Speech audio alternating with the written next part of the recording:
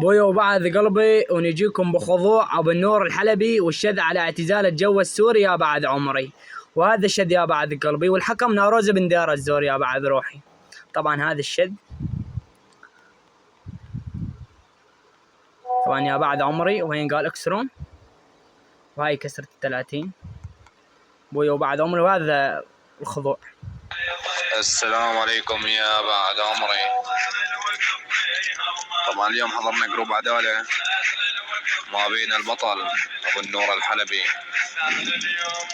والبطل ابن البطل كاسر أبو صدام يا بعد عمري، ونجيب لكم خضوع البطل أبو النور الحلبي على يد البطل ابن البطل كاسر أبو صدام.